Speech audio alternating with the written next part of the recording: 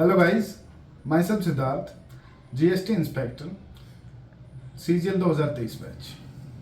तो जैसा कि आपको पता है कि अब सीजीएल 2024 में करीब करीब 80 दिन का समय बचा है और इस बार तो वैकेंसीज भी 17,000 से ज़्यादा आई हुई हैं।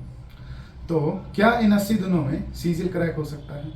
अगर मुझसे पूछोगे तो जी हाँ, हो सकता है, लेकिन इसके लिए लगेगी मेहनत और मेहनत के साथ साथ ज़रूरत पड़ेगी आपको सही गाइडेंस और स्टडी मटेरियल की।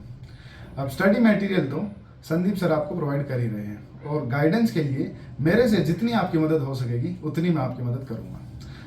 मान लो कि आप एक जंगल में भटक गए हो और आपको वो जंगल पार करना है, तो आप किसी ऐसे आदमी से ही रास्ता पूछोगे ना जो पहले उस जंगल को पार कर चुका होगा। ऐसा तो नहीं है कि आप ऐसे आदमी से रास्ता पूछ रहे हो जो कभी उस जंगल में गया ही ना हो। उसकी वजह से तो आप उस जंगल में और अंदर फंस जाओगे। ये तो वो बात हो गई कि आप सचिन तेंदुलकर से कहते हो कि मुझे गाना गाना सिखा दो और लता मंगेशकर से कहते हो कि मुझे स्क्वायर ड्राइव मारना सिखा दो। इस वीडियो सीरीज को बनाने का, जी हाँ, ये वीडियो सीरीज आएगी, इसमें आगे भी और वीडियोस आएंगी। मेरा यही मकसद है, क्योंकि आपको यूट्यूब पे बहुत सारे सिलेक्टेड कैंडिडेट्स मिलेंगे जो बताएंगे ये करो वो करो। मैं आपको बताऊंगा कि मैंने तैयारी कैसे करी, जिस वजह से मैं इस एसएससी के जंगल से बाहर निकल पाया।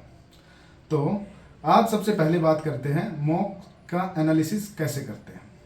मैं आपको ये नहीं बताऊंगा आप कैसे करो, मैं आपको बताऊंगा कि मॉक का एनालिसिस मैंने कैसे करा था। इसमें मॉक का एनालिसिस में सबसे ज़रूरी चीज़ होती है एरर बुक बनाना। अब मैंने एरर बुक कैसे बनाई थी, इसको चलो एक एग्जाम्पल से समझाते हैं। मैथ सेक्शन का एग्जाम्पल लेते हैं कि मैंने क्या करा था। मान लो मेरे मैथ में आउट ऑफ 25 23 क्वेश्चन अटेम्प्ट करे, जिसमें से मेरे 2 गलत हो गए। तो ऑल इन ऑल मैं 4 सवाल नहीं कर पाया।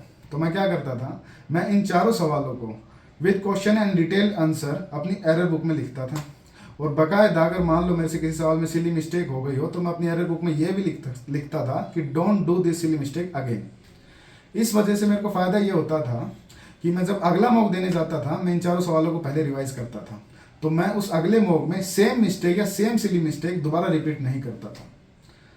और अगर कभी मुझे ऐसा लगता है कि मेरी एरर बुक में एक ही चैप्टर से ज़्यादा सवाल आ रहे हैं तो मैं उस चैप्टर को भी रिवाइज कर लेता था अगले मॉक देने से पहले। देखो, ये प्रोसेस टाइम टेकिंग तो है, लेकिन आप इसे अपने हिसाब से एडजस्ट कर सकते हो। पर मेन बात यह है कि आप अगला मॉक देने से पहले अपने पिछले मॉक की गलतियां को याद कर लो, ताकि आप दोबारा से सेम टाइप या सेम सिली मिस्टेक ना करो। इसी वजह से मेरा मॉक में स्कोर इम्प्रूव हुआ था।